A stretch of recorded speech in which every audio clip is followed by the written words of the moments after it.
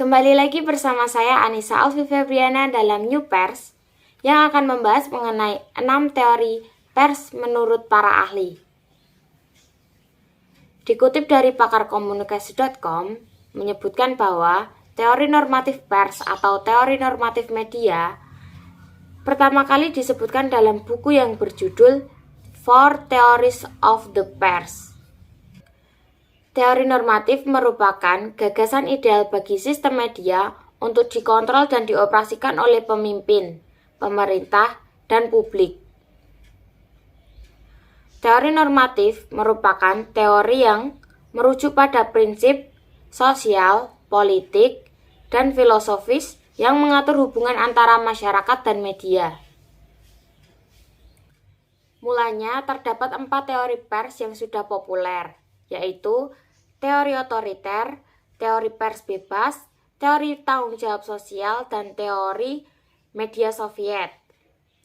Namun karena adanya ketidakkonsistenan dalam penerapannya, maka Dennis McWhile mencoba melengkapinya dengan menambahi 2 teori lagi, yaitu teori media pembangunan dan teori demokratik partisipan. Sehingga teori normatif media terdiri dari 6 teori, yaitu teori otoriter, teori pers bebas, teori tanggung jawab sosial, teori media Soviet, teori media pembangunan, dan teori media demokratik. Teori-teori tersebut akan kita bahas secara singkat dalam video ini. Yang pertama, teori otoriter. Teori otoriter memandang ketergantungan media yang dimiliki oleh pemerintah atau swasta terhadap pemerintah. Pemerintah atau penguasa melakukan kontrol terhadap media dengan tujuan untuk melindungi pemerintah atau orang-orang dari ancaman nasional. Pemerintah berhak memberikan izin bagi media dan mengendalikannya dengan cara menerbitkan izin kepada media dan membuat sensor.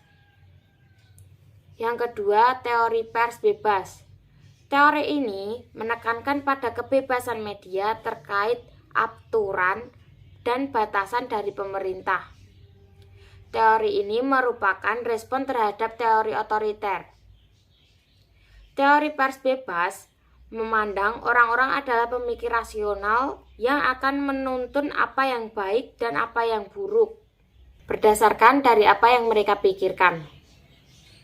Yang ketiga, teori tanggung jawab sosial. Teori ini menekankan pada tanggung jawab moral dan sosial orang-orang dan lembaga yang menjalankan media massa. Teori ini memberikan kebebasan kepada media sekaligus kontrol sosial. Yang keempat, teori media Soviet. Teori ini berpendapat bahwa negara memiliki kekuasaan absolut untuk mengontrol media apapun untuk keuntungan atau manfaat bagi masyarakat. Teori ini menggambarkan keseluruhan tujuan media massa, yaitu mengedukasi massa kelas pekerja yang lebih besar. Yang kelima, teori media pembangunan. Teori media pembangunan disebut juga dengan otoritarisme dalam artian baik yang mendukung pembangunan ekonomi dan pembangunan bangsa dalam rangka untuk mempertahankan perbedaan budaya global. Yang keenam, teori media demokratik partisipan merupakan teori yang muncul sebagai respon dari teori pers bebas dan teori tanggung jawab sosial. Teori ini memberikan hak untuk berkomunikasi kepada seluruh warga negara, apakah media harus melayani kebutuhan khalayak. Sekian dari video ini, terima kasih sudah menyimak, semoga bermanfaat.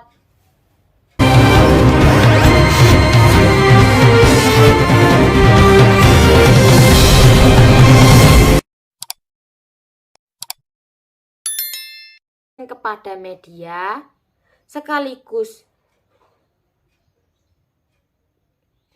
kendali sosial. Yang ketiga, teori tanggung jawab sosial. Allahu Akbar. Yang ketiga, teori tanggung jawab sosial. Teori ini menekankan pada tanggung jawab moral dan sosial orang-orang dan